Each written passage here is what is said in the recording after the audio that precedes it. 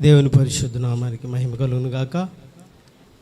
ఈ ప్రవాహం, పరిశుద్ధ ప్రవాహం చూస్తూ ఉంటే ఒక 25 లేక 30 ఏళ్ల పూర్వం పరిశుద్ధాత్మ కూటాల్లో గొల్లపల్లి మోజెస్ చౌదరి గారు ఉదయకాల ఆ మీటింగుల్లో తెల్లవారుజామున ఆరాధన కర్మం జరిగేది పరిశుద్ధాత్మ కూటంలో. ఆ కూటాలు మేము మా బాల్య దినాలవి. మరి దేవుని దాసులు కూడా అక్కడ ఉండేవారు. నిజంగా దేవుని ఆత్మ ఆ దినాల్లో కుమ్మరించబడిందా?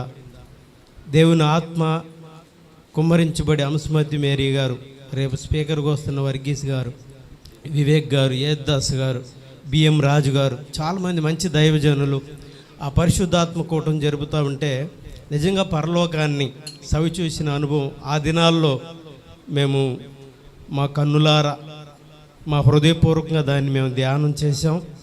అదే మరి తరువాత చాలా కాలం తర్వాత అలాంటి ఒక ఎక్స్పీరియన్స్, అలాంటి ఒక మంచి అనుభవాన్ని ఈ దినం ఈ పరిచయలో నేను చూడగలుగుతూ ఉన్నాను. పరిశుద్ధాత్మ దేవుడు అలాంటి వరంతో దైవజనుల్ని నడిపించుకుంటున్నందుకై ప్రభుని ప్రత్యేకంగా మహిమపరుస్తూ ఉన్నాను. దేవుని నామానికి స్తోత్రం చెబుదాం అందరూ ఒకసారి. హల్లెలూయా. ఈ ఫలాల పండుగలో 4వ దినమా ఈ దినం మీతో వాక్య పరిచయం చేయటానికి ప్రభు చూపిన కృపను బట్టి దేవుని స్తుతిస్తూ ఉన్నాను. గత 2-3 దినాలు దేవుని సేవకులు చక్కని వర్తమానాలు మీకు అందించారు. మరి ముఖ్యంగా గలతీ పత్రికలో ఉన్నటువంటి 7 ఫలాల గురించి దైవజనులు మీకు అందిస్తూనే ఉన్నారు. చక్కగా దేవుడు ఆ ఫలాల గురించినటువంటి విషయాలు మీతో మాట్లాడుతున్నాడని నమ్ముతూ ఉన్నాం. దేవుని స్తోత్రం చెప్పండి. హల్లెలూయా. అయితే ఈ ఫలాల్లో మనం నేర్చుకున్నటువంటి విషయాలు చాలా ఉన్నాయి కదా. దేవుని కొరకు ఆ గలతీ పత్రికలోనే కాదు, బైబిల్లో అనేక ఫలాలు ఉన్నాయి. అబ్రహామును గురించి హెబ్రీ పత్రికలు అంటాడు కదా, ఆయన వాగ్దాన ఫలమును పొందుకున్నాడంట. అబ్రహాం వాగ్దాన ఫలమును పొందాడు. పౌలు గారు జీవా ఫలము, దేవునికి స్తుతించండి, జీవా ఫలం అర్పించండి, గర్భఫలము, అనేక రకాల ఫలాలు బైబిల్లో ఉన్నాయి. అందును బట్టి దేవుని స్తుతిద్దాం. అయితే ఈ ఫలాల పండుగలో మనం ఫలాలు బాగా భుజిస్తూ ఉన్నాం. దేవుడు అన్ని రకాల ఫలాలు మనకు ఇస్తూ ఉన్నాడు. ఈ ఫలాల కూడికల్లోనే దైవ వర్తమానం ద్వారా ఉజ్జీవాన్ని ఇస్తున్నాడు, గర్భఫలాన్ని ఇస్తున్నాడు, ఆశీర్వాద ఫలాలు ఇస్తున్నాడు. అన్ని రకాల ఫలాలతో తన పరిచర్యను పరిశుద్ధాత్మ దేవుడు నడిపించడానికి ఇష్టపడుతున్నాడు. దేవునికి స్తోత్రం.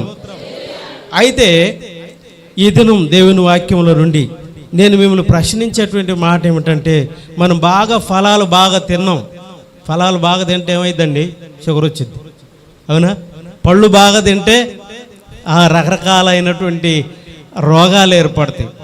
అయితే ఈ ఫలాల పండుగలో యేసుక్రీస్తు దేవుడు కూడా మనము కూడా ఒక ఫలంలాగా ఉండాలని ఆశపడుతున్నాడు. దేవుని స్తుతించండి. మీరందరూ కూడా ఒక్కొక్క ఫలాల్లా కనబడతా ఉన్నారు. ఆయనకి అంజూరపు చెట్టు దగ్గర కూర్చొని నిలబడి యేసు ప్రభువారు చూశాడు. ఎందుకు చూశాడు? ఏదైనా ఫలం ఉంటుందేమో ఆకలి కొని ఆ మార్గాన వెళ్తూ ఆకలి కొని ఆ ఫలం ఆ చెట్టు వైపు చూశాడు. ఫలాలు ఉన్నాయా? ఆయన ఆకలి తీరిందా? మనం కూడా ఫలాలమే. నీవు సపోటా ఫలం ఒకళ్ళు అయితే బొప్పాస్ ఫలం ఒకళ్ళు, ఇలాగా అన్ని రకాల ఫలాలు ఉన్నాయి. కానీ ఈ ఫలభరితమైనటువంటి మన జీవితం క్రీస్తు ఆకలి తీర్చేదిగా ఉందా? దేవుని ఆకలి తీర్చే ఫలాలుగా మనమందరం ఉండాలి. ఫలాలు అనుభవించటమే కాక ప్రభు యొక్క ఆకలి తీర్చే ఫలాలుగా మనల్ని మనం సిద్ధపరచుకోవాలి. దేవుని లేఖనాల్లో దేవుడు అదే చేశాడు. ఆయన కోరుకున్న కొన్ని ఫలాలని లేఖనాల్లో కొన్ని ఫలాలు కావాలని ఆయన ఆశపడ్డాడు. ప్రత్యేకమైనటువంటి ఫలాలు, వ్యక్తుల్ని ఫలాలుగా ఆయన కోరుకొని ఏరుకున్నటువంటి వ్యక్తుల్లో ఒకరిని మనం జ్ఞాపకం చేసుకొని ముందుకెళ్తాను. సమూయేలు మొదటి గ్రంథము 16వ అధ్యాయము, సమూయేలు మొదటి గ్రంథము 16వ అధ్యాయము 12వ వచనాన్ని చదువుతాం. అతడు వాడిని పిలువనంపించి లోపలికి తోడుకొని వచ్చెను. అతడు ఎర్రని వాడును, చక్కని నేత్రములు గలవాడును, చూచుటకు సుందరమైన వాడునై ఉండెను. అతడు రాగానే నేను కోరుకున్నవాడు ఇతడే నీవు లేచి వానిని అభిషేకించుమని యెహోవా సెలవీయగా. చాలు దేవునికి స్తోత్రం చెప్పండి. మధ్య మధ్యలో మీరు పెట్రోల్ పోస్తూ ఉండండి. నాకు చాలా తక్కువ హల్లెలూయా అనుభవం కనుక మీరు కీ ఇస్తూ ఉండండి. చెప్పండి ఒకసారి హల్లెలూయా కదా. దేవుడు అంటున్నాడు కదా, దావీదును చూసి నేను కోరుకున్న ఫలము ఇదే కదా, నేను కోరుకున్న మనుషుడు ఇతడే. మనం కోరుకున్నటువంటి వస్తువు మనకు దొరికినప్పుడు, మనం కోరుకున్నటువంటి వాహనము, మనం కోరుకున్న జీవితం, మనం కోరుకున్న కాలేజీలో ఒక సీటు, మనం కోరుకున్నటువంటి లైఫ్లో ఆ లైఫ్ స్టైలు మనకు దొరికినప్పుడు చాలా సంతోషిస్తాం. కొన్నిసార్లు కొన్ని మాటలు మనం వింటుంటాం, ఇలాంటిదే నేను కోరుకున్నానండి, ఇలాంటి భర్త కావాలని కోరుకున్నాను, ఇలాంటి ఇల్లే కట్టాలని కోరుకున్నాను కదండి, ఇలాంటి కాలేజీలో చదువుకోవాలని కోరుకున్నాను, లేకపోతే ఇలాంటి వాహనాన్ని కొనాలని కోరుకున్నాను అని చాలాసార్లు మనం కోరుకునేటువంటి మనకు దొరికినప్పుడు, ఏ మనుషుడైనా తను కోరుకున్నటువంటి వస్తువు, తను కోరుకున్నటువంటి వాహనం, తను కోరుకున్నటువంటి లైఫ్ వాళ్ళకి దొరికినప్పుడు చాలా సంతోషిస్తారు. ఎంత సంతోషిస్తారంటే, 1 కోటి రూపాయలు ఆ వ్యక్తికి ఇచ్చిన అంత సంతోషం ఉంటుందో లేదో కానీ, ఆ వ్యక్తి కోరుకున్నది తనకు దొరికినప్పుడు చాలా హ్యాపీగా ఉంటారు. మనుషుడు కోరుకున్నది మానవునికి దొరికినప్పుడు చాలా సంతోషిస్తాడు. అయితే మానవుడు కోరుకునేటువంటి చాలా ఉంటాయి భూమి మీద కదా. కొన్ని యూనివర్సిటీల్లో లేకపోతే కొన్ని కాలేజీ వాళ్ళు, కొంతమంది ప్రొఫెసర్లు కోరుకుంటారు ఫలానాయన మాకు కావాలని, లేకపోతే కొన్ని సంస్థ వాళ్ళు, ఆ సంస్థ వాళ్ళు కాలేజీలోకి వెళ్ళి ఆ క్యాంపస్ సెలక్షన్లో కొంతమందిని కోరుకుంటారు, ఫలానా నెంబర్ 1 స్థానంలో ఉన్నటువంటి స్టూడెంట్ని, బాగా చదువుకున్నటువంటి టాపర్స్ని, ఆ కాలేజీలో మంచి గోల్డ్ మెడల్ లేకపోతే మంచి ర్యాంకు తెచ్చుకున్నటువంటి వాళ్ళని కోరుకుంటారు. ఒక మెడికల్ కాలేజీలో, మెడికల్ హాస్పిటల్లో ఒక మెడికల్ చదివినటువంటి మంచి డాక్టర్ కావాలని కోరుకుంటారు. ఒక మంచి కాలేజీలో ఒక ప్రొఫెసర్ కావాలని కోరుకుంటారు. ఇలాగా మనుషులు వాళ్ళు కొన్నిటిని కోరుకొని దానిని పొందుకునే ప్రయత్నం చేస్తూ ఉంటారు. ఈ వ్యక్తి మా కాలేజీలో ఉంటే ఇంగ్లీష్ బాగా చెప్తాడను, మ్యాథ్స్ బాగా చెప్తాడను, లేకపోతే సైన్స్ బాగా చెప్తాడను, కొంతమందిని చాలా ఎన్నో ప్రయత్నాలు చేసి ఆ వ్యక్తిని వాళ్ళ కాలేజీల్లో స్కూల్లో తీసుకుంటూ ఉంటారు. అయితే ఈ సందర్భంలో మనం చూస్తున్నటువంటి లేఖనంలో దేవుడే కోరుకుంటున్నాడు. ఎవరిని కోరుకుంటున్నాడు? నేను కోరుకున్న మనుషుడు ఇతడే. దేవుడు కోరుకునే వాళ్ళు ఎలా ఉంటారు?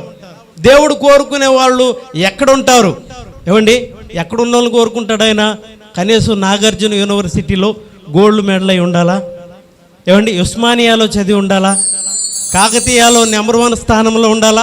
దేవుడు ఎవరిని కోరుకుంటాడు?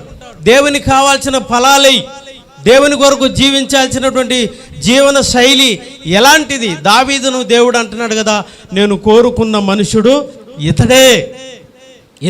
ఆయన ఎక్కడి నుంచి కోరుకున్నాడంట? 78వ కీర్తన చూడండి. 78వ కీర్తన 70వ వచనం. కీర్తన 78 70వ చరణం. తన దాసుడైన దావీదును కోరుకొని గొర్రెల దొడ్డలో నుండి అతన్ని పిలిపించెను. గొర్రెల దొడ్డలో నుండి ఆయనను పిలిపించెను. పాడి గొర్రెలను మాన్పించి, పాడి గొర్రెల మధ్యలో నుండి వెంబడించుట మాన్పించి తన ప్రజలైన యాకోబును, తన స్వాస్థ్యమైన ఇశ్రాయేలును మేపుటకై ఆయన అతని రప్పించెను. చాలండి, దేవుని స్తోత్రం చెప్పండి. ఎక్కడి నుంచి రప్పించారండి? అమెరికా యూనివర్సిటీలో నుండి. నాగార్జున యూనివర్సిటీకి వెళ్ళి మీలో టాపర్ ఎవరండి? దేవుడికి కావాలి. ఎవరు కావాలి దేవునికి? బీటీహెచ్, సిటీహెచ్, ఎంటీహెచ్ అన్ని చేసిన వాళ్ళ. ఇవన్నీ చేయటం మంచిదే, దేవునికి మహిమకరంగా. ఎన్ని హెచ్చలు చేసినా దేవునికి మహిమే. అయితే దేవుడు కోరుకున్నటువంటి మనుషుడు ఎలా ఉంటాడు? సౌలు ద్వారా విసిగిపోయినటువంటి దేవుడు సౌలును రాజుగా అభిషేకించి, సౌలు ద్వారా విసిగిపోయినటువంటి దేవుడు తన సేవకుడైన సమూయేలుతో మాట్లాడుతూ ఉన్నాడు, అయ్యా నేను నిరాకరించినటువంటి సౌలుని గురించి నువ్వు ఎంతకాలం దుఃఖపడతావు? బెత్లెహేము వెళ్ళి యెషయా కుమారులో ఒకరిని నువ్వు అభిషేకించు అని చెప్పినప్పుడు దేవుని సేవకుడు దేవుడు మాట తీసుకొని ఆ ప్రాంతానికి వెళ్ళాడు. దైవజనుడు రాకని బట్టి ఆ గ్రామం అంతా, పట్టణం ప్రాంతం అంతా కూడా తరలి వచ్చారు. యెషయా ఇంట్లో ఒక కూడికే జరిగింది కదా. యెషయా ఇంటిలో అద్భుతంగా ఆ మహానుభావులు ఊరకనే రారు కదా. దేవుని సేవకుడు రాక మా ప్రాంతానికి వచ్చాడు. కారణం ఏమిటి? ఏం జరుగుతుంది? ఏం ప్రవచించబోతా ఉన్నాడు? ఏం మాట్లాడబోతున్నాడు దేవుడు? చాలా ఆసక్తిగా వాళ్ళందరూ వచ్చారు. ఇప్పుడు సమూయేలు ప్రవక్త యెషయా ఇంటిలో ఒక అద్భుతమైన కూడికని ఏర్పాటు చేశాడు. యెషయాతో మాట్లాడాడు, అబ్బాయి దేవుడు మీ కుమారుల్లో ఒకరిని అభిషేకించుకోవాలని దేవుడు ఇష్టపడతా ఉన్నాడు అని చెప్పగానే ఆ యెషయా గారికి కూడా చాలా సంతోషం వేసింది. తన కుమారులు 80 కుమారులు 7 కుమారులను తీసుకొని వచ్చేసాడు కదా. దేవుడు నా కుమారులో ఒకరిని అభిషేకించుకుంటాడా అని తనకున్న కుమారులందరినీ తీసుకొచ్చాడు. సమూయేలు ప్రవక్త ముందుకు మొదటి కుమారుడైన అబీయేలుని తీసుకొచ్చి నిలబెట్టాడు. అయ్యా, ఇదిగో ఈడు నా పెద్ద కుమారుడు, దేవుడు ఈయన అభిషేకించుకుంటాడేమో చూడు. నా పెద్ద కుమారుడు ఏం చేస్తాడయ్యా? ఇతను ఏం చేస్తాడంటే, ఈయన ఆర్మీలో ఉన్నాడండి, సౌలు సైన్యంలో సైన్యాధ్యక్షుడిగా పనిచేస్తున్నాడు. ఈయన లేకపోతే సైన్యమే లేదు. సౌలు సైన్యానికి అధ్యక్షుడిగా పనిచేస్తున్నాడు నా పెద్ద కుమారుడు. ఎంత ఎత్తున్నాడు, ఎంత లావుగా ఉన్నాడు, ఎంత బలంగా ఉన్నాడు. 150 మంది 200 మంది ఆర్మీ సెలక్షన్కి వెళ్తే మావాడే సెలెక్ట్ అయ్యాడండి. 200 మందిలో వీడే సెలెక్ట్ అయ్యాడు. ఎంత గొప్పవాడు అనుకున్నావు నా పెద్ద కొడుకు, కావాలా దేవునికి చూడండి అన్నాడు. అప్పుడు దేవుని వాక్యంలో మనం చూస్తున్నాం కదా, దేవుడు అతన్ని ఏమన్నాడు? రిజెక్ట్ చేశాడు. ఇతన్ని దేవుడు కోరుకోలేదు. రెండవ కుమారుడు అమ్మీనాదాబు, అతను రెండోవాడిని తీసుకొచ్చాడు. రెండోవాడిని తీసుకొచ్చి, ఇదిగో నా రెండో కుమారుడు, దేవుడు ఇతన్ని ఎన్నుకుంటాడా, దేవుడు ఒకవేళ ఇతన్ని కోరుకుంటాడా అని తీసుకొచ్చినప్పుడు అతన్ని కూడా కోరుకోవాలా. యెషయా గారు ఆయనకున్నటువంటి డిగ్రీలని చెప్తున్నాడు, రెండో వాడికి ఉన్న డిగ్రీలని చెప్తున్నాడు. మా రెండోవాడు సామాన్యుడు కాదు, అందివేసిన చెయ్యి కదా. మా వాడు ఎటుంటే ఏ పార్టీలో ఉంటే ఆ పార్టీ గెలిచిద్ది. మా వాడు లేకుండా ఎమ్మెల్యే గారు అడుగు బయట పెట్టాడు. ఎమ్మెల్యే గారి దేవి లేదు, మా రెండో వాడిదే అంతా. ఏ పార్టీ గెలవాలన్నా ఆ మధ్యకాలం ఒక యవనస్తుడు కనపడ్డాడు. చాలా కాలం తర్వాత మళ్ళీ పొన్నూరులో కనపడితే, బాగున్నావా, ఎలా ఉన్నావంటే, ఏం చాలా కాలం తర్వాత ఇక్కడ వచ్చాడంటే, తెలుగుదేశం పార్టీ ఓడిపోతూ ఉంది, ఎమ్మెల్యే గారు కావాలని నన్ను పిలిపించాడు అంటున్నాడు. అన్నా, నన్ను కావాలని పిలిపించుకున్నాడన్నా, మీకు తెలీదా? ఏ పార్టీలో నా కొడుకుంటే ఆ పార్టీని ఎక్కుతుందండి. చాలామంది తల్లిదండ్రులు అయినటువంటి వాళ్ళు వాళ్ళ పిల్లల కొరకు లేనిపోని చెప్పుకుంటానికి భలే ఆశపడతారు, అవునా కాదా? ఉన్నది కొంచెం అయితే మరి కొంచెం పావులైతే 30 చెప్పకుండా నిద్రపోరు కదా. వాడికి ఉన్న లోపాలన్నీ దాచిపెట్టి లేనిపోని అన్నీ మాట్లాడతారు కదా. ఇదిగో నా రెండో కుమారుడు, దేవుడు ఇతను కానీ కోరుకున్నాడా? నోటిలో మాట, అందివేసిన చెయ్యి, అన్ని విషయాలు చెప్తే ఎవరు కావాలి దేవునికి? ఆయన రిజెక్ట్ చేశాడు దేవుడు. దేవునికి ఇతను అక్కర్లేదు.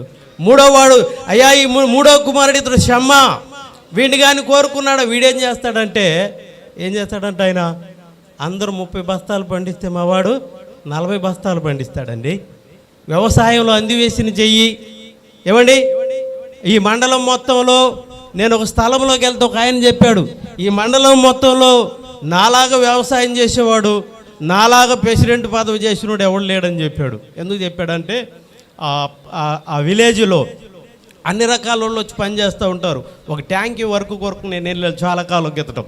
ఆ వర్క్ అంతా అయిపోయిన తర్వాత ఆ ట్యాపులు వేసేవాళ్ళు, పైప్ లైన్స్ వేసేవాళ్ళు, వాళ్ళందరూ కూడా వర్కర్ అందరికి కూడా భోజనాలు సిద్ధపరిచాడు ఆయన. ఒకరోజు భోజనాలు సిద్ధపరిస్తే నేను కూడా వెళ్ళాను. నేను నాతో ఉన్నటువంటి అనుచరులు అక్కడికి వెళ్తే ఆ భోజనాల్లో అన్నీ ఉన్నాయి, కక్క ముక్క చెక్క అన్నీ ఉన్నాయి, మందు అన్నీ ఉన్నాయి. ఇది మనబడి కాదుగా అనుకొని నేను వచ్చేయటానికి ఇష్టపడుతున్నాను. ఎవరో చెప్పారు, ఆయన ఎవరు వెళ్ళిపోతున్నాడు, మంచి భోజనాన్ని వదులుకొని వెళ్ళిపోతున్నాడంటే ఆ ప్రెసిడెంట్ గారు వచ్చి నన్ను ఆపాడు. ఏమిటా వెళ్ళిపోతున్నామంటే నా పక్కనే ఉన్న ఒక యవనస్తుడు చెప్పాడు, అయ్యా ఆయన ఇట్లాంటి దానికి రాడండి, ఆయన పాస్టర్ గారు ప్లస్ వర్కరు, ఇట్లాంటి దానికి రాడంటే ఆయన కొంచెం తాగున్నాడేమో. ఈ మండలం మొత్తంలో నా గ్రామానికి వచ్చి నా మండలానికి వచ్చి నేను పెట్టిన భోజనం తినకుండా, నేనిచ్చిన మందు దాక్కుండా వెళ్ళినోడి నువ్వు ఒక్కడే ఎట్టేళ్ళతో చూస్తారన్నాడు. ఊరు దాటి ఎట్టేళ్ళతో చూస్తారు. కొంతమందికి ఎంత గొప్ప, ఏమండి ఆ మండలం మొత్తంలో నా కుమారుడు ఎంతో గొప్పవాడని చెప్తా ఉన్నాడు. దేవునికి స్తోత్రం చెప్పండి ఒకసారి. మూడవ కుమారుని కూడా దేవుడు రిజెక్ట్ చేశాడు కదా. ఇలా ఆయనకున్నటువంటి 7 కుమారులను తీసుకొచ్చాడు. 7 కుమారులను తీసుకొచ్చి అక్కడ పెట్టినప్పుడు 7 దేవుడు కోరుకున్నాడా? ఎవరిని కోరుకోలేదు. అయితే అప్పుడు అడుగుతా ఉన్నాడు, అబ్బాయి నీకున్న కుమారులు ఇంతమందేనా, ఇంకెవరైనా ఉన్నారా అంటే ఇంకొకడు కడసరివాడు ఒకడు ఉన్నాడు. మొత్తానికి దశంభాగంలాగా వదిలేశాడు. మొత్తానికి దావీదు గారిని వదిలేశాడు కదా. కడసరివాడు ఒకడు ఉన్నాడు, సరే వాడిని తీసుకురండి అంటే అప్పుడు దావీదు అమెరికా నుండి ఎంటర్ అవ్వలా. ఎక్కడి నుంచి ఎంటర్ అయ్యాడు? యూనివర్సిటీలో నుండి రాలా ఆయన. ఎక్కడ వాక్యంలో 78లో చదివాం కదా, దొర్రెల దొడ్డిలో నుండి పాడే గొర్రెల మధ్యలో. పాడి గొర్రెలు తెలుసా మీకు? పాడి ఉన్న వాళ్ళు ఉన్నారు, ఎక్కడ లేరా? పాడి గొర్రెలు భలే చాకిరి ఉంటుంది, దానికి గడ్డి వేయాలి, కడగాలి, పెట్టాలి. ఎందుకంటే ఈనేసి ఉంటుంది, అది పాడిగా ఉంటుంది, సూడిగా ఉంటాయి కొన్ని, పాడిగా ఉంటాయి కొన్ని. యాకాంబరం గారికి తెలుసు, ఎందుకంటే మా బాల్యంలో పాడి గొర్రెలు బాగా పెంచేవాడు వాళ్ళ నాయన, వాళ్ళ అన్నలు. గొర్రెల సంతతి ఉంది వాళ్ళకి. సరే మొత్తానికి పాడి గొర్రెల మధ్యలో నుండి దావీదుని తీసుకొచ్చారు. ఆ పశువుల పాకలో నుండి, పశువుల సంతలో నుండి సగం బట్టలు కట్టుకొని, ఏమండి ఆ పేడకడిలు ఎత్తుకుంటా అపవిత్రమైనటువంటి మురుగులో, ఆ రొచ్చులో ఆ 1-2 గొర్రెలు చేస్తూ ఉన్నాయి. అక్కడే ఆ పనులు చేసుకుంటా దావీదు బ్రతుకుతూ ఉన్నాడు. చూడండి దేవుడు కోరుకునే మనుషుడు ఎలా ఉంటాడో వాక్యంలో మనం చూస్తున్నాం కదా. అతడు వస్తూ ఉన్నప్పుడు దేవుడు అంటున్నాడు, నేను కోరుకున్న మనుషుడు ఇతడే. అందరూ ఆశ్చర్యపోయారు, నేను కోరుకున్నటువంటి మనుషుడు. ఎందుకంటే అపోస్తుల కార్యంలో ఒక మాట ఉంటుంది కదా, దావీదు నా ఇష్టానుసారుడైన మనుషుడు, నా ఉద్దేశములను నెరవేర్చేవాడు. దేవునికి స్తోత్రం చెప్పండి. నా ఉద్దేశములన్నిటినీ నెరవేరుస్తాడు ఆయన. నా ఉద్దేశాలు నెరవేర్చేవాడు. అపవిత్రంగా ఉన్నా, ఏ పనిలో ఉన్నా, ఏ ఉద్యోగంలో ఉన్నా, ఏ క్లాస్ 4 లేకపోతే లో క్లాస్ జాబులో ఉన్నా దేవుడు ఎంత కోరుకుంటా ఉన్నాడు. అంతేకాదు దేవుని బిడ్డలారా, వాక్యంలో మనం గమనిస్తూ ఉన్నాం కదా, దేవుడు అతన్ని కోరుకుంటానికి కలిగినటువంటి ప్రథమైనటువంటి కారణం వాక్యంలో మనం చూసాం కదా, దేవుని ఉద్దేశాలు నెరవేరుస్తాడంట ఆయన కదా, దేవుని ఉద్దేశాలు. అంతేకాదు 40 కీర్తన 8వ చరణం తీయొద్దు, 48లో అంటాడు కదా, దేవా నీ చిత్తము చేయుట నాకు సంతోషం. దావీదుకి ఏ సంతోషం? దేవుని చిత్తమును చేయుట. కనుక దేవుడు దావీదును మాత్రమే ఎందుకు కోరుకున్నాడు? ఆ 7 రిజెక్ట్ చేసి, ఆ 7 త్రోసివేసి, ఆ 7 నిరాకరించి నేను కోరుకున్న మనుషుడు ఇతడే. దావీదులో ఉన్నటువంటి క్వాలిఫికేషన్స్ ఏమిటి? దావీదులో ఉన్న డిగ్రీలు, దావీదులో ఉన్న అర్హతలు, దావీదులో ఉన్నటువంటి ఏమండి ఆ పవరు ఏమిటి? దేవుని వాక్యంలో నుండి 1-2 విషయాలు నేను మీతో పంచుకుంటాను. సమూయేలు మొదటి గ్రంథము 17వ అధ్యాయములో 2-3 విషయాలు దావీదులో ఉన్నటువంటి మంచి లక్షణాలు మాట్లాడటానికి ఇష్టపడుతున్నాను. 17వ అధ్యాయము 17వ వచనాన్ని చదువుతాం. 17వ అధ్యాయం. తన కుమారుడైన దావీదును పిలిచి ఈ సహోదరుల కొరకు వేయించిన ఈ గోధుమలతో ఒక తూమెడును ఈ 10 రొట్టెలను తీసుకొని దండులోను నా సహోదరుల యొద్దకు త్వరగా పొమ్ము, మరియు ఈ 10 జున్నుగడ్డలు తీసుకొని పోయి వారి సహస్రాధిపతికి ఇమ్ము. చాలండి, దేవునికి స్తోత్రం చెప్పండి. హల్లెలూయా. ఏమండి దావీదు గొర్రెలు కాసుకుంటున్న సమయంలో, ఆ గొర్రెలు మేపుకుంటున్నటువంటి సమయంలో ఆయన తండ్రి అయినటువంటి యెషయా దావీదును పిలిచి మాట్లాడుతున్న మాట ఏమిటంటే, ఇదిగో మీ అన్నలు సైన్యంలో పనిచేస్తూ ఉన్నారు, ఇక్కడ ఉన్నటువంటి ఆడలు, అక్కడ ఉన్నటువంటి గోధుమ పిండి, ఇక్కడ ఉన్నటువంటి జున్నుగడ్డలు, వీటన్నిటిని తీసుకెళ్ళి మీ అన్నలకు ఆహారంగా ఇచ్చిరమ్మని దావీదుని పిలిచాడు. దావీదు ఎక్కడున్నాడు అప్పుడు చెప్పండి? ఎక్కడున్నాడు? గొర్రెలు కాసుకుంటున్నాడు. ఏమంటే గొర్రెలు కాసుకుంటున్న దావీదుని పిలిచి వాళ్ళ నాయన తండ్రి చెప్తున్న మాట, మీ అన్నలకు పరివాడిగా నీవన్నీ తీసుకొని వెళ్ళమని చెప్తా ఉంటే దావీదుకి ఎంత కోపం రావాలి, ఎంత కోపం రావాలి. ఒక సామెత ఉంది, ఎప్పుడైనా మధ్యతరగతి కుటుంబంలో ఆఖరోడుగా పుట్టకూడదంట. విన్నారు అక్కడన్నా? మధ్యతరగతి కుటుంబంలో ఆఖరోడికి అన్ని కష్టాలే. ఎందుకంటే తల్లిదండ్రులు అప్పటికి వృద్ధులై ఉంటారు. పెద్దోడి చదువుకి, రెండోవాడి పెళ్ళికి, మూడోవాడి అప్పులకి అన్నీ అయిపోయి ఉంటాయి. ఆఖరోడికి అన్ని కష్టాలే, ఆఖరోడికి అన్నీ చివరికి. కనుక ఇది ఆఖరోడు. ఈ ఆఖరోడు గొర్రెల దగ్గర వదిలిపెట్టి తను పిలిచి వెళ్ళమంటే నిజంగా నాకైతే ఎంత కోపం వచ్చేది. ఏమిటి, నేను వాళ్ళకి రొట్టెలు తీసుకెళ్ళాలా, వాళ్ళేమో ఆర్మీలో పనిచేయాలా, వాళ్ళేమో డిగ్రీలు చదువుకోవాలా, వాళ్ళేమో మిలిటరీలో చేరాలా, వాళ్ళేమో టక్కు చేసుకొని ఉద్యోగాలు చేయాలా. ఏమండి, నేనేమో ఈ గొర్రెలు కాసుకోవటమే కాకుండా పైగా వాళ్ళకి పనోళ్ళలాగా నేను ఈయన మోసుకొని వెళ్ళాలా? నేను గాను చేయను. అవునా కాదు? ఎవరైనా సామాన్యుడికి వచ్చేటువంటి ఆలోచనలు. ఎప్పుడు ఒక సహోదరి ఎప్పుడు చెప్తూ ఉంటుంది, వాళ్ళ అమ్మ ఇంటికి వస్తే చాలు మొట్టమొదటి ఆడుతుంది మొహం అంతా. ఏంటంటే ఆమె ఎప్పుడు వాడే పదం, మక్కకేమో ఎకరం పెట్టిందండి పాస్టర్ గారు, నాకు 1/2 ఎకరమే. ఈ మాట నేను కొన్ని 100 సార్లు విన్నాను ఆ అమ్మాయి నోట్లో. మక్కకైతే ఎకరం పెట్టింది, నాకైతే 1/2 ఎకరం పెట్టింది. ఏమంట అంత మేము కానివాళ్ళమా? ఎందుకు ఆమె అంటది, ఏవే నీకు ఎంత ఇచ్చాడు కదా దేవుడు.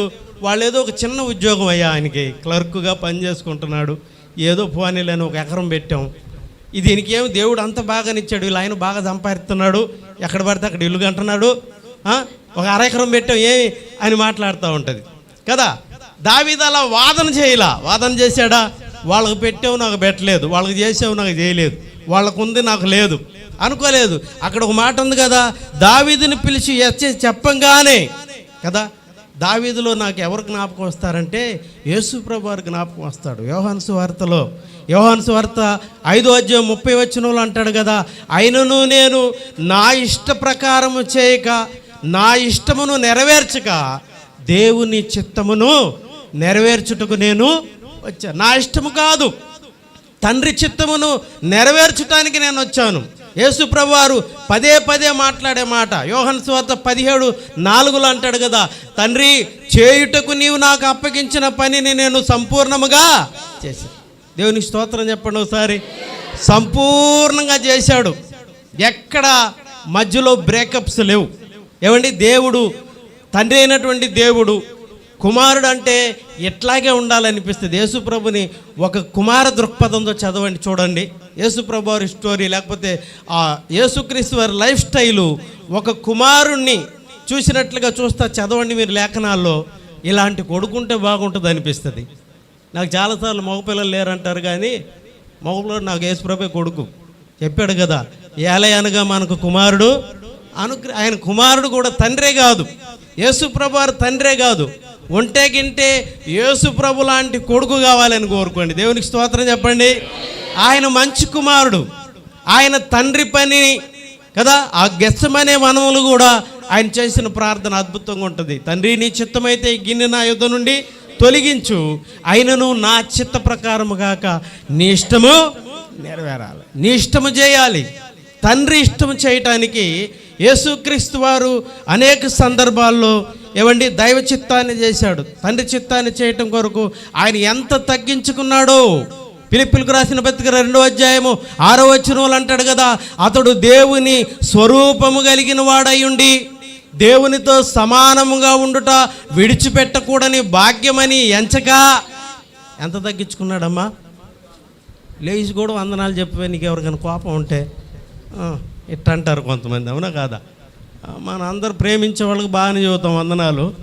ఏదైనా కొంచెం తేడా పాడాలు ఉన్నాయి అనుకోండి, మొహం తిప్పుతారంట కదా. లేకపోతే సింగిల్ హ్యాండ్తో, లేకపోతే హృదయపూర్వకంగా ఉండదు. యేసుప్రభు వారు ఎంత తగ్గించుకున్నాడంటే తన్ను తాను తగ్గించుకున్నాడు. ఎంతవరకు శిలువ మరణము పొందినంతగా రిక్తునిగా చేసుకున్నాడు. అంతకంటే ఇక తగ్గించుకోవడానికి ఏమాత్రం అవకాశం లేదు. అంతకంటే భూమి మీద యేసుప్రభు వారు తగ్గించుకున్నట్టు దానికంటే మరీ తగ్గించుకునేటువంటి వారు భూమి మీద మరి ఎవరు లేరు. యేసుప్రభు వారు అంతగా తగ్గించుకున్నాడు. తండ్రితో కూడా ఉండటం విడిచిపెట్టకూడని భాగ్యమని ఎంచక కదండి రిక్తునిగా చేసుకున్నాడు. నీ కొరకు నా కొరకు మనందరి కొరకు ఆయన రిక్తునిగా చేసుకున్నాడు. దేవుడు అంటున్నాడు, నేను కోరుకున్న మనుషుడు ఇతడే. ఎందుకంటే తండ్రి చిత్తాన్ని నెరవేర్చటానికి ఎంత మాత్రం కూడా దావీదు వెనకడలేదు. ఎంత మాత్రం కూడా వెనకడుగు వేయలేదు దేవుని బిడ్డలారా. దేవుని చిత్తాన్ని ఏమండి ఈ దినాల్లో చాలామంది తల్లిదండ్రుల్ని ఎంతమంది బిడ్డలు సంతోషపెడతా ఉన్నారు, బిడ్డలను బట్టి తల్లిదండ్రులు ఎంతమంది సంతోషంగా ఉండగలుగుతున్నారు. ఈరోజు యవనస్తులైనటువంటి వారు 16, 15, 18 చిన్న చిన్న వయసులో అనేక రకాలైనటువంటి మద్యపానాలకు, ఏమండి మాదక ద్రవ్యాలకు, డ్రగ్స్కు, ఏమండి రకరకాలైనటువంటి వాటికి బానిసలైపోయి తల్లిదండ్రులు ఎంతో దుఃఖ పెడతా ఉన్నారు. తల్లిదండ్రులను, దేవుణ్ణి, రక్త సంబంధికులను ఎన్నో రకాలుగా ఇబ్బంది పెడతా ఉన్నారు. కానీ దావీదు లైఫ్లో మనం అద్భుతమైన పాఠాన్ని నేర్చుకుంటున్నాం కదా. అదేమిటంటే తండ్రి అప్పగించినటువంటి పనిని వెంటనే ఆ గొర్రెలన్నింటినీ ఒక కాపరికి అప్పగించాడు. అప్పగించి అది ఎంత బరువు, ఎంత భారమో, ఎంత దూరం నడవాలో, ఎన్ని కిలోమీటర్లు నడవాలో కదండి. బైబిల్లో అద్భుతమైనటువంటి కుమారులు మనం చూస్తాం. అబ్రహాము మోరియా పర్వతం మీదకి ఇస్సాకుని తీసుకెళ్తా ఉన్నప్పుడు దీనంగా అడిగాడు, తండ్రి కట్టెలు ఉన్నాయి, నిప్పు ఉంది, అన్నీ ఉన్నాయి, పనోళ్ళు ఉన్నారు, గొర్రెపిల్లేది, గొర్రెపిల్లేది. అర్థం కాలేదు ఆయనకి, అర్థం కాలేదా? ఎక్కడో ఆ 6th సంత్ కొడతా ఉంది, 6th సంత్ పనిచేస్తూ ఉంది. నన్ను కానీ బలిస్తాడు అయింది, పెద్ద ఆయన తీసుకుపోతున్నాడు. 6th సెన్స్ మొదలైంది. మొత్తానికి దగ్గరికి వెళ్ళే తల్లికి అర్థమైపోయింది పూర్తి మ్యాటర్, అవునా కాదా? దావీదు కట్టెలన్నీ పేర్చి, అబ్రహాం కట్టెలన్నీ పేర్చి ఇస్సాకు దగ్గరికి వస్తుంటే అర్థం కాదండి, కనీసం అర్థం కాదా చెప్పండి మీరు? వచ్చి ఆ తాడు తీసుకొస్తా ఉంటే ఇస్సాకు ఏం చేశాడు? అబ్రహాంకి 116 సంవత్సరాలు, ఇతనికేమో నిండా 16 సంవత్సరాలు. పరిగెత్తే రన్నింగ్ రేసులో ఉంటాడు ఈయన, అవునా కాదా? అబ్రహాము దొరకకుండా రన్నింగ్ రేసులో వెళ్ళగలడు. అబ్రహాంని అట్టబట్టి తోసేస్తే 3 పల్టీలు కొడతాడు అబ్రహాం, అంత వృద్ధుడప్పటికి. కానీ ఇస్సాకు ఏం చేశాడంటే ఆ 2 చేతులు తీసుకెళ్ళి ఇట్లా పెట్టాడు, అవునా? 2 చేతులు ఇస్తున్నాడు, 2 కాళ్ళు ఇట్లా దగ్గర పెడుతున్నాడు. ఎంత అద్భుతం అండి! ఎలాంటి కుమారులు, ఎలాంటి కొడుకులు!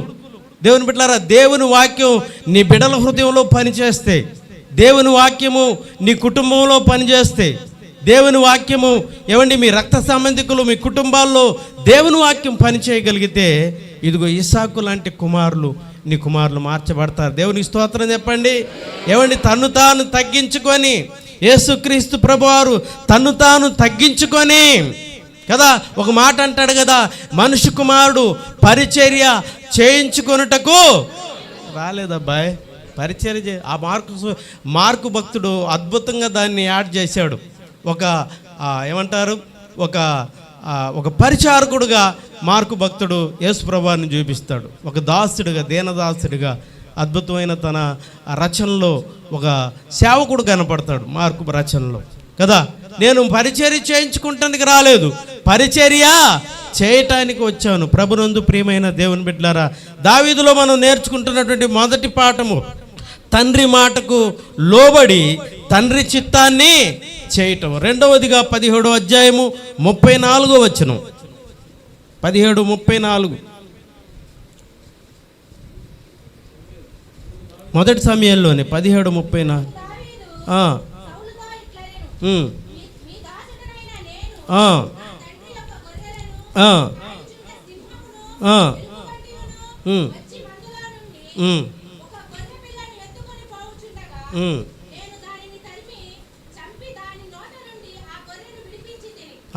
చాలమ్మా. దావీదు మరొక మాట చెప్తున్నాడు ఇక్కడ. దావీదు ఏం చేస్తున్నాడంట? తన తండ్రి గొర్రెలను మేపుతా ఉన్నాడు. తన తండ్రి గొర్రెలను కాస్తా ఉంటే ఏమొచ్చిందంట? సింహము వచ్చి, ఏమొచ్చింది? సింహము వచ్చి గొర్రె పిల్లను వేసుకొని వెళ్ళిపోతూ ఉందంట. గొర్రె పిల్లని వేసుకెళ్ళిపోతూ ఉంటే మనమైతే ఏం చేస్తాం? ఏమండి అక్కడ ఒక మాట ఉంది, ఏమని ఉంది? దావీదు నేను సింహమును తరిమి దానిని చంపి దాని నోటి నుండి గొర్రె పిల్లను, ఈ ప్రాసెస్ ఎంత కష్టం చెప్పండి మీరు. ఏమండి సింహమును తరిమి, సింహాన్ని తరమటం సాధ్యమవుతుందా? యానిమల్ ఛానల్ ఎంతమంది చూస్తారు? నేషనల్ గ్రాఫిక్ ఛానల్లో సింహం అందరూ ఎంట పడుతూ ఉంటుంది, అవునా కదా? సింహం ఏ జీవి ఎంట పడితే ఆ జీవి అంట, దుప్పి అంట, లేడీ అంట, ఎలుగుబంట్లు అంట, దున్నపోతులు అంట, అన్నిటి అంట సింహం పడుతుంది. ఇక్కడ ఎవరు పడుతున్నారు? దావీదు సింహం వెనకాల పరిగెత్తున్నాడు. దేవునికి స్తోత్రం చెప్పండి. ఎవరు వెనకాల పరిగెత్తున్నారు? ఏమండి, దావీదు సహజంగా యానిమల్ ఛానల్లో మనం చూసేది సింహం అన్నిటినీ తరుముతూ ఉంటుంది. కానీ ఇక్కడ అంటున్నాడు కదా, నేను దానిని తరిమి. దేన్ని తరిమి? కుక్కపిల్లనా? నేను ఒకరోజు పొద్దున్నే బయటకు వచ్చాను. ఆ మధ్యకాలం బాగలేకపోతే వాకింగ్కి వెళ్దామని హై స్కూల్ దగ్గరికి వస్తే మా ఊరు సిఏ గారు కొత్తగా వచ్చాడు. ఆయన బండిలో నుంచి కారు దిగి కుక్క పిల్లని తీసుకొని దిగాడు. ఆ కుక్క తప్పించుకొని పారిపోయింది. ఈయన కుక్క వెనకాల పడుతున్నాడు. మొత్తానికి యూనిఫామ్ లేదు కాబట్టి ఆయన సిఏ గారు అయినా ఎవరికి తెలియదు. నాకు కొంతమందికి తెలుసు. వాళ్ళు చూస్తూ ఉన్నారు. కుక్క పిల్ల దొరకలే ఆయనకి. దొంగలను బట్టి ఆయన తరిమాడు బ్రిడ్జి ఎక్కింది. అది కొత్తదేమో కుక్క పిల్ల దొరకలే ఆయనకి. గజ దొంగలను పడతాడు ఈయన. ఏమండి, ఈయన ఎవరిని తరుముతున్నాడు? దావీదు సింహమును తరిమి సింహం వెనకాల పరిగెత్తున్నాడు. ఎందుకు? ఎన్ని గొర్రెలు ఉన్నాయి దావీదుకు? చాలా గొర్రెలు ఉన్నాయి, అవునా కాదా? ఎన్ని గొర్రెలు ఉన్నాయి? చాలా గొర్రెల మంద వేలల్లో ఉన్నాయి, వందల్లో ఉంది. తండ్రి గొర్రెలు చాలా ఉన్నాయి. పట్టుకెళ్ళింది ఎన్ని గొర్రెలను? ఒక్క గొర్రె కోసం 100 గొర్రెలను వదిలిపెడతారా? యేసుప్రభువారు కనబడుతున్నాడు ఇక్కడ కూడా కదా. ఏం చెప్పాడు యేసుప్రభువారు? ఒక మనుషునికి 100 గొర్రెలు ఉన్నాయి. 100 గొర్రెల్లో ఒక్క గొర్రె తప్పిపోయిందంట. ఒక్క గొర్రె తప్పిపోతే వాటిని అరణ్యములో ఆ ఒక్క గొర్రె కొరకు, దేవుని బిడ్డలారా, మన దేవుడు ఎంత గొప్పవాడంటే తప్పిపోయినటువంటి వాటిని, తప్పిపోయిన గొర్రె కొరకు, ప్రాణాపాయమైనటువంటి పరిస్థితుల్లో ఉన్న గొర్రె కొరకు, నష్టంలో ఉన్నటువంటి గొర్రె కొరకు, అపాయంలో ఉన్నటువంటి గొర్రెలు. ఇది నాన్న ఈ ఫలాల పండుగలో దేవుని బిడ్డలారా, ఏ నష్టంలో మీరున్నారు, ఏ బలహీనతలో మీరున్నారు, ఏ దుఃఖంలో మీరున్నారు, ఇదిగో సాతాను తానే గర్జించు సింహము వలె ఎవరిని మింగుదమా అని ఎక్కడ మిమ్మల్ని పట్టుకుందో, కానీ నిన్ను విడిపించటం కొరకు, నిన్ను తప్పించటం కొరకు, నీకు క్షేమాన్ని కలుగు చేయటం కొరకే ఈ ఫలాల పండుగను దేవుడు ఏర్పాటు చేశాడు. దేవునికి స్తోత్రం చెప్పండి.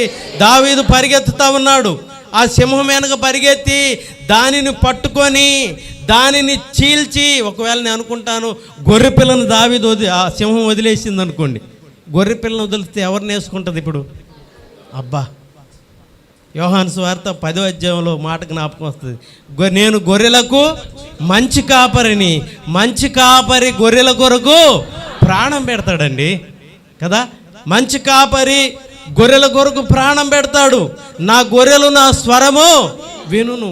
గొర్రెలను తప్పించటానికి, గొర్రెను విడిపించటానికి, ఏమంటే అపాయంలో ఉన్నటువంటి గొర్రె. హెజ్కేలు గ్రంథము 34వ అధ్యాయము 11, 15 వచనాల్లో ఉంది కదా. ఇదిగో నేనే గాయపడినటువంటి గొర్రెలను దగ్గర తీసి వాటి గాయములను కట్టి. ఏమండి, ఎవరి గాయాలు కడతాడైనా? గాయపడినటువంటి గొర్రెలు, నష్టపోయినటువంటి గొర్రెలు. ఆయన గొర్రెలను వెతికి ఆ గొర్రెల్లో గాయపడినటువంటి గొర్రెలు, నష్టపోయినటువంటి గొర్రెలు. కొన్నిసార్లు ఈ గొర్రెలు దేవుని దగ్గరికి రావు, వస్తాయా? ఒకసారి ఎక్కడో చూశాను నేను, పిలుస్తూ ఉంది తల్లులు పిలుస్తూ ఉంటారు పిల్లోడిని. అవునా? ఒరే రారా, టిఫిన్ చేసి వెళ్తావు, రారా, ఆడుకుంటున్న చాలే రారా అంటుంటారు. వాడు రాడు. క్రికెట్ ఆడతాడు, వాలీబాల్ ఆడతాడు, కర్ర పిల్ల ఆడతాడు. అక్కడక్కడే ఆదివారం సెలవు దొరికింది, ఇక పండగాడికి రారా, కొంచెం రారా, నీకు 2 ఇడ్లీలు పెడతాను రా, తినేళ్ళి ఆడుకుంటావు రమ్మంటే అసలు రాడు. అటు పరిగెత్తి అటు తగిలి ఇటు తగిలి మొత్తానికి బొక్క బోర్లు పడ్డాడు, గాయమైంది. ఇప్పుడు ఎక్కడికి వస్తాడు? పిలవకుండానే వస్తాడు. కుంటుకుంటా మమ్మీ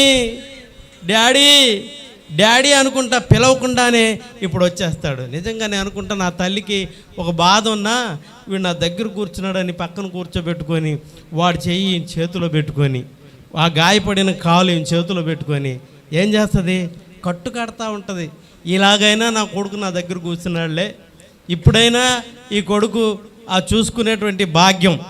ఇట్లా చాలామంది తల్లులైనటువంటి వారు వాళ్ళ కొడుకులు ఎంతో దూషించినా, హింసించినా, దుఃఖపెట్టినా, ఆ కొడుకులు ఇబ్బందుల్లో ఉంటేనో, హాస్పిటల్లో ఉంటేనో, అనారోగ్యంతో ఉంటేనో వాళ్ళు కుంటుకుంటా నెట్టుకుంటా వచ్చి ఎంత దుఃఖపడతా ఉంటారో, ఎంత బాధపడతా ఉంటారు కదా.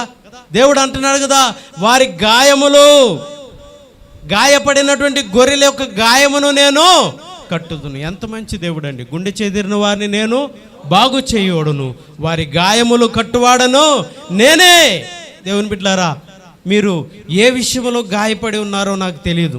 ఏ విషయంలో అపవాది మిమ్మల్ని గాయపరిచాడు, ఏ విషయంలో గాయాల పాలై ఉన్నారు, దేన్ని బట్టి మీరు దుఃఖ సాగరంలో ఉన్నారో నాకు తెలియదు, కానీ పరిశుద్ధాత్మ దేవుడు ఈ కూడికలు, ఈ సభల ద్వారా మీతో మాట్లాడుతున్నాడు కదా. మీ గాయములు కట్టువాడను నేనే, మీ గాయములు కట్టువాడను నేనే, మీ గాయములు కడతాను, నేనే మిమ్మల్ని ఏమండి మీ కొరకు నేను ప్రాణం ఇస్తాను. యేసుప్రభువారు అద్భుతంగా చెప్పాడు. ఎందుకంటే ఈ గొర్రెలకు, ఈ కాపరికి, ఆ దావీదుకు మంచి రిలేషన్ ఉంది. అందుకే దావీదు ప్రతిసారి వాడే మాటలు అదే కదా, నీవు మేపు గొర్రెలము, ఆయన మేపు గొర్రెలము, యెహోవా నా కాపరి, నాకు లేమి కలగదు. గొర్రెను ఎప్పటికప్పుడు కాపరికి గొర్రెకున్నటువంటి లింకులు దావీదు అందుకే అద్భుతంగా ఆయన రచనలో కనపరుస్తారు. ప్రభునందు ప్రియమైన దేవుని బిడ్డలారా, రెండవ లక్షణంగా దావీదు జీవితంలో మనం చూస్తున్నాం కదా, అతడు ఏమండి ఒక్క గొర్రె కొరకు తనకు అప్పగించబడినటువంటి గొర్రెలను ఎంత జాగ్రత్తగా కేర్ చేసుకొని, ఎంత జాగ్రత్తగా కాపాడే మనసు కలిగినోడు. దేవునికి స్తోత్రం చెప్పండి అందరూ అవుతారు. హల్లెలూయా. ఏమండి గాయపడినటువంటి గొర్రెలను, నష్టపోయినటువంటి గొర్రెలను, దారి తప్పిపోయిన దారి తప్పిన గొర్రెను కూడా ఏం చేశాడు ఆయన? వెతకి. నాకు చాలా ఆశ్చర్యం వేస్తుంది అక్కడ. ఎందుకంటే యేసుప్రభువారు సిలువ మోసేటప్పుడు ఎలా మోసాడు? ఎవరని చెప్తారా? ఎలా మోసాడు? సిలువను ఎలా మోసాడండి? ఒక భుజం మీద వేసుకొని చాలా కష్టంతో మోసాడు, అవునా? కానీ గొర్రెను మోసేటప్పుడు ఎట్లా మోసాడు ఆయన? రెండు భుజాల మీద వేసుకొని, ఏమండి పాప పరిహారార్థమై ఒక భుజం మీద ఆయన సిలువను మోసాడు. కానీ పాపంలో మరలా పడిపోయిన వాడిని విమోచించటం కొరకు ఆయన రెండు భుజాలు ఏమండి వాడాడు. దేవునికి స్తోత్రం చెప్పండి. రెండు భుజాలు తప్పిపోయిన వారి కొరకు, గాయపడిన వారి కొరకు, నష్టపోయిన వారి కొరకు, దూరమైపోయిన వారి కొరకు, ఏమండి అపవిత్రతలో ఉన్న వారి కొరకు ఆయన రెండు భుజాలను సిద్ధం చేసే దేవుడు. గమనంలో ఉంచండి. రెండవది, మూడవదిగా మరొక మాట, సమూయేలు మొదటి గ్రంథంలోని 17వ అధ్యాయము 26వ వచనం. దావీదు జీవము గల దేవుని సైన్యములను తిరస్కరించుటకు ఈ సున్నతి లేని ఫిలిష్తీయుడు ఎంతటి వాడు? జీవము గల దేవుని సైన్యమును తిరస్కరించుటకు ఈ సున్నతి లేని ఫిలిష్తీయుడు ఎంతటి వాడు? వాని చంపి ఇశ్రాయేలు నుండి ఈ నింద తొలగించిన వానికి బహుమతి ఏమని? చాలు 45లో కూడా మనం చూస్తున్నాం. అక్కడే దావీదు, నీవు కత్తి, ఈటియు, బల్లెమును ధరించుకుని నా మీదకు వచ్చుచున్నావు, అయితే నీవు తిరస్కరించిన ఇశ్రాయేలు సైన్యములకు అధిపతికి యెహోవా పేరట నేను నీ మీదకి. దేవునికి స్తోత్రం చెప్పండి. అబ్బా, ఏమండి దావీదులో ఉన్నటువంటి మూడో లక్షణం ఏంటంటే, దావీదు ఇశ్రాయేలు దేవుడైన యెహోవా నామం ఏం చేయబడుతుంది? మహింపరచబడుతుందా? ఇందాక దేవుని ఆ నామాన్ని దేవుని సేవకుడు రాజేష్ గణపరుస్తూ ఉంటే ఎంత సంతోషం మనందరి కదా. ఎంత దేవుని ఆరాధన చేసాం, దేవుని నామం మహింపరచబడతా ఉంటే మనం చాలా సంతోషంగా కలిసి ఏకీభవించి ఆరాధన చేసాం. అయితే అక్కడ ఏం జరుగుతుందంట?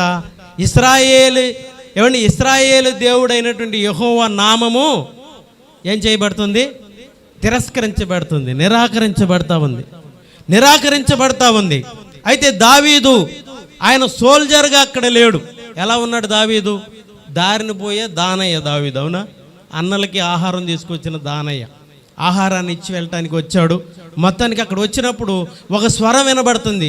గొలియాతు స్వరంతో కేకలేస్తా ఉన్నాడు కదా, ఇదిగో నేను మా దేవుని పక్షంగా, దేవతల పక్షంగా మీ మీదకు వస్తున్నాను, మీ దేవుని పక్షంగా ఎవరైనా ఒకరు వస్తారా? నిజంగా దావీదులో దైవావేశం కనబడుతుంది. అక్కడ దావీదుకు వచ్చింది కోపం కాదు, ఏమొచ్చింది ఆయనకి? రోషం కదా, దైవావేశం. దావీదులో ఉన్నటువంటి మూడవ లక్షణం ఏంటంటే దేవుని రోషము. నిర్గమకాండము 20వ అధ్యాయంలో దేవుడు అంటున్నాడు కదా, నీ దేవుడైన యెహోవా నాకు నేను రోషము గలవాడను. రోషము కలిగిన దేవుడు కదా. దేవుని కొరకు మనం బ్రతుకుతే దావీదులాగా రోషం కలిగి బ్రతకాలి. ఇది నాకెందుకులే అనుకోవాలి దావీదు, అవునా? నా పని కాదు, మా అన్నల పని. గొలియాతు మీదకి వెళ్ళాల్సిన పని నాకేమిటి? వెళ్తా ఉన్నాడు, చెవులో పడింది. ఏ మాట పడిందంటే దేవుని నామాన్ని అసలు దావీదుకి గొలియాతుకి ఎలాంటి సంబంధం లేదు, ఉందా? చెప్పండి. అసలు గొడవ ఎవరిది? కొన్ని గొడవలు దారిని పోయి మనకు తగులుకుంటాయి, అవునా కదా? అసలు గొడవ ఏమిటంటే సౌలుకిను ఫిలిస్తీన్ రాజుకి గొడవ, దేనికాడ వాళ్ళిద్దరికి వివాదం పట్టింది. మొత్తానికి ఆ గొడవ కాస్త ఏమైంది, ఇప్పుడు ఆ సైన్యానికి ఈ సైన్యానికి, ఆ సైన్యం ఆ పక్కన ఒకళ్ళు ఈ పక్కన ఒకళ్ళు, మొత్తానికి సైన్యంలో తీర్చారు. ఆ సైన్యం గొడవ అంతా పోయి ఇప్పుడేమైందంటే సైన్యం గొడవ పోయి ఏమైంది తెలుసా? చదువుతారు అక్కడ 43వ వచనాన్ని చదువుతున్నాను. ఫిలిష్తీయుడు కర్ర తీసుకొని 37వ వచనం అమ్మ, 37. సింహము యొక్క బలము నుండి ఎలుగుబంటి యొక్క బలము నుండి ఒక్క నిమిషం ఆగండి. 27వ వచనం. జనులు వాని చంపిన వానికి ఇట్లు చేయగలరని అతనికి ఉత్తరం ఇచ్చని, నీవు నా మీదకు వచ్చుచున్నావే, నేను కుక్కనా? 43 చదివాను. నీవు నా మీదకు వచ్చుచున్నావే, నేను కుక్కనా అని దావీదుకు చెప్పి తన దూతల పేరిట దావీదును చెప్పించాను. అర్థమైంది ఇప్పుడు ఎవరి పేరిట చెప్పించాడంట? ఎందుకు వచ్చాడు? గొల్యాతు వచ్చిన పని ఏంది? యుద్ధానికి వచ్చాడు. యుద్ధం చేయటానికి వచ్చినోడు ఏం చేయాలి? పాడలేనోడంట మెజ్జలంక ఉరుము చూశాడంట. వీడికేం పాడటం రాదు, స్కేల్ ఎక్కడ ఎత్తుకోవాలో తెలియదు. ఎవరేపు చూశాడంట? గొల్యాతు యుద్ధానికి వచ్చినోడు యుద్ధం చేయాలి, దేవతల పేరట దేవుని దూషించాడు. ఇప్పుడు దేవుడికి దేవతలకి పడింది ఇక్కడ. సౌలు గాంచం పోయి ఆ సైన్యం అయింది. సైన్యం పోయి ఇప్పుడు ఏమైంది? దేవుడికి దేవతకి. ఇప్పుడు అది కాస్త పోయి గొల్యాతకి దావీదుకైంది. దావీదు ఆ మాటలు విని రోషము చాలా పౌరుషంతో అంటున్నాడు కదా, ఇదిగో సున్నతి లేని ఈ ఫిలిష్తీయుడు ఏ పాటివాడు? జీవము గల దేవుని నామమును తిరస్కరించటానికి. దేవుని బిడ్డలారా, ఎన్నిసార్లు నీ ముందు దేవుని నామం అవమానపరచబడుతుంది, ఎన్నిసార్లు ఎన్ని రకాలుగా దేవుని నామము అవమానపరచబడతా ఉంది. రోషము కలిగి దేవుని కొరకు జీవించగలుగుతున్నావా? రోషము కలిగి యథార్థవంతుడిగా ఉండగలుగుతున్నావా? రోషము కలిగి నీతిమంతుడిగా ఉండగలుగుతున్నావా? రోషము కలిగి దేవుని కొరకు పరిశుద్ధుడిగా ఉండగలుగుతున్నావా? పరిశుద్ధత విషయంలో దేవుడు ఎప్పుడు ఒప్పుకోవాలా బైబిల్లో కదా. ఆయన పరిశుద్ధతకి ఎవరైనా భంగం కలిగిస్తే ఆయన ఒప్పుకోలేడు, రోషం వచ్చేస్తుంది. అందుకే ఆ మాట అన్నాడు నిర్గమకాండము. దేవుడు ఏదైనా అంగీకరిస్తాడు, దేన్నైనా ఆయన అచ్చుక్ చేస్తాడు, కానీ ఆయన పరిశుద్ధతను పాడు చేస్తాడు. అందుకే యెషయా అంటాడు కదా, నేనే దేవుడను, నేను నా మహిమను ఎవనికి ఇచ్చిపడ్డాను. నా మహిమను నేను ఎవనికి? మా అమ్మాయి ఒక 10,000 నష్టపెట్టింది అనుకోండి, ఏమంటాను? పోనీలమ్మ ఎట్టగట్ట అప్పు చేసి తీరుద్దాం, బట్టలు పాడు చేసినాయి అనుకోండి, సర్లేమ్మ ఎట్టగట్ట వచ్చే సంవత్సరం అయినా కొనుక్కుందాం. లేకపోతే ఏదో ఒక ఇలా చిన్న పొరపాట్లు చేస్తే మనం పిల్లల్ని సహిస్తాం. అదే మా అమ్మాయి నేను వెళ్తా ఉంటే ఒక్కొక్కను పట్టుకొని ఒక్కని దగ్గర తీసి డాడీ భలే ఉన్నావు డాడీ, అన్నం తిని డాడీ అంటుంది అనుకో. ఎవరిని? కుక్కనండి. ఎట్లా ఉంటుంది నాకు? మా అమ్మాయి భలే తెలియగలది కదా అనిపిస్తుందా? నిజంగానే 10,000 నష్టపెట్టింది మా అమ్మాయి. ఈ మధ్య ఎవరో 10,000 తీసుకుని పుస్తకంలో పెట్టారు, కాజేసేసారు ఎవరో పక్కనోడు. సరే ఎట్టకట్ట చాలా కష్టంతో ఆ 10,000 పాప కొరకు తీరుద్దామని తీర్చాను. అదే కుక్కను పట్టుకొని డాడీ అంటుంది అనుకో, ఓర్చుకోగలనా? దేవుడు అదే, నేను రోషము గలవాడను. యేసుప్రభు వారికి అదే కాన్సెప్ట్లో యేసుప్రభు వారు ఆ చివరిసారిగా గాడిద పిల్లెక్కి దేవాలయంలోకి వచ్చినప్పుడు ఆయనకు వచ్చింది కూడా కోపం కాదు. ఒక ఆయన ఎవరో చెప్పాడు, చొండ్రాకోలు తీసుకొని యేసుప్రభు వారు కూడా కొట్టాడు, ఆయనకు కూడా కోపం ఎక్కువ. మనుషుల్లాగే యేసుప్రభు వారు కలబడి అందరిని కొట్టేశాడు అక్కడ అని చెబుతున్నాడు ఒక సువార్థికుడు. యేసుప్రభు గారు వచ్చింది కోపం కాదు, అక్కడ ఏమొచ్చింది ఆయనకి? రోషం. ఆ మాటల్లో మీకు అర్థమవుద్ది. ఇది అన్యజనులకి నా మందిరం అని పేరబడినటువంటి మందిరం. వారి రోకలు మార్చే రోకలను పడవేసి, గువ్వలు మార్చేటువంటి బలలు పడద్రోసి, అక్కడున్న వారిని పారగొట్టి పంపివేసిన తర్వాత ప్రభు మాట్లాడిన మాట ఏంటో తెలుసా? ఈ నా మందిరము ప్రార్థనా మందిరము కదా. అన్యజనులకు ప్రార్థనా మందిరము, దీనిని దొంగల గుహగా చేశారు. ఎంత రోషం వచ్చిందో ఆయనకి. యేసుప్రభుని సిలువ వేసిన అంత కోపం రాలా, అంత రోషం బుట్టల ఆయనకి, అవునా? అంత పౌరుషం రాలా.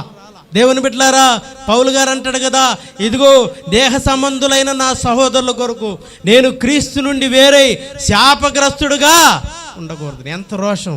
దేవుని కొరకు ఇలాంటి రోషంతో మనం బ్రతకాలి. ప్రభు కొరకు బ్రతకగలిగితే ఒక్క దినమైన ఒక మాట ఉంది, కాకిలాగా కలకాలం బతకటం కంటే హంసలాగా, పాపం 6 నెలలే ఆయుష్, 6 నెలలైన హంస ఎట్ట బతికిద్దంట. ఏమండి, బతుకుతే గితుకుతే హంసలాగా 6 నెలలైనా బతకండి. ఏమండి, రోషము కలిగి దేవుని కొరకు. ఏలి అంటాడు కదా, అయ్యా ఇదిగో జీవము గల దేవుని నామం పక్షముగా నేనొక్కడిని రోషము కలిగి, మహా రోషము కలిగిన వాడుగా నిలబడ్డాను. ఏరి అలాంటి ప్రవక్తలు, అలాంటి దైవజనులు, అలాంటి విశ్వాసులు కదా దేవుని కొరకు రోషము కలిగి నిలబడేవాళ్ళు, రోషము కలిగి యథార్థంగా జీవించేవాళ్ళు, రోషం కలిగి దేవుని కొరకు పౌరుషంగా క్రైస్తవ జీవితాన్ని జీవించేవాళ్ళు ఎక్కడున్నారు? దావీదులో మనం ఆ కోణాన్ని చూస్తూ ఉన్నాం. దేవుని బిడ్డలారా, అద్భుతంగా దావీదు గారు ఆ భాగంలో మనం గమనిస్తూ ఉన్నాం కదా. రోషం కలిగిన వాడుగా, ఇదిగో సున్నతి లేని ఫిలిస్తీయుడు ఇశ్రాయేలు దేవుడైన యెహోవా నామమును తిరస్కరించడానికి ఎంత రోషం వచ్చిందంటే, ఆయన అన్నల పని ఆయనది కాదు, అయినప్పటికీ రోషం కలిగి దేవుని కొరకు ముందుకెళ్ళగలిగారు. ఈ పండుగల, ఈ యొక్క ఫలాల పండుగ దినాన్న దావీదులో మనం నేర్చుకుంటున్నటువంటి ప్రత్యేకమైనటువంటి మరో లక్షణం ఏమిటంటే, దేవుని కొరకు రోషం కలిగి ఉన్నాడు, పౌరుషం కలిగి ఉన్నాడు. అప్పైనా ఏమండి, ఎలాంటి పరిస్థితి అయినా రోషము కలిగి, రాజీ పడని తత్వం మన దేవుని తత్వం అది. ఆయన ఇదిగో నేను పరిశుద్ధుడని కనుక మీరు కూడా పరిశుద్ధులై పరిశుద్ధంగా జీవించాలి. ఎట్ల బట్టలేస్తే బతికితే ఎట్లంటే అట్లా ఉండటానికి ఆయన ఎంత మాత్రం కూడా ఇష్టపడే దేవుడు కాదు. దేవుని బిడ్డలారా, దావీదులో 3 లక్షణాలు మనం చేసుకుంటాం. దేవుడు అంటున్నాడు కదా, నేను కోరుకున్న మనుషుడు ఇతడే. ఎందుకు దేవుడు దావీదును కోరుకున్నాడంటే, దావీదులో ఉన్నటువంటి మొదటి అర్హతను మనం చూస్తున్నాం. మొదటి అర్హత ఏమిటంటే, దావీదులో ఉన్నది ఆయన తన తండ్రి తనకు అప్పగించిన పనిని సంపూర్ణంగా చేశాడు, సంతోషంగా చేశాడు, తండ్రిని సంతోషపెట్టాడు, తండ్రిని దుఃఖపెట్టలా. రెండవదిగా మనం చూసాం కదా, రెండవదిగా దావీదులో ఉన్నటువంటి ఆ ప్రత్యేకమైనటువంటి కోణం, అతడు ఆ ఒక్క గొర్రె కొరకు, యేసు ప్రభువారు తేట తెల్లగా దావీదులో కనపడతాడు. అక్కడ ఒక్క గొర్రె పిల్ల కొరకు గొర్రెలన్నింటినీ విడిచిపెట్టి యేసు ప్రభువారు మంచి కాపరిగా ఎలా ఉన్నాడో దావీదు కూడా అలా ఆ గొర్రెలను విడిపించే పని చేశాడు. మూడవదిగా రోషం కలిగి దేవుని కొరకు జీవించగలిగాడు. మనం కూడా ఈ పండుగల, ఈ యొక్క 9 దినాల పండుగల్లో మనం నేర్చుకునేటువంటి ప్రత్యేకమైనటువంటి సూత్రం ఏమిటంటే, దేవుని బిడ్డలారా, దావీదు వలె దేవుడు అంటున్నాడు, అలాంటి లక్షణాలు మనం కలిగి ఉంటే ఈ రాత్రికాలం దేవుడు నిన్ను కోరుకుంటాడు. నేను ఇష్టపడే దేవుడైనా ఇదిగో నిన్ను ఒక ఫలంగా, నీ ఒక ఫలభరితమైనటువంటి వ్యక్తిగా నీ ఉండాలని దేవుడు ఇష్టపడతా ఉన్నాడు. దేవుడు తన మాటలు దీవించునుగాక. పరమ తండ్రి అయిన దేవుని ప్రేమ, కుమారుని యొక్క నిత్య సత్య కృప, పరిశుద్ధాత్మిక అన్యోన్య సహవాసం కూడిన సంఘానికి, ప్రాంతానికి తోడై ఆశీర్వదించి బలపరిచి నడిపించునుగాక. ఆమేన్. అందరికీ వందనాలు.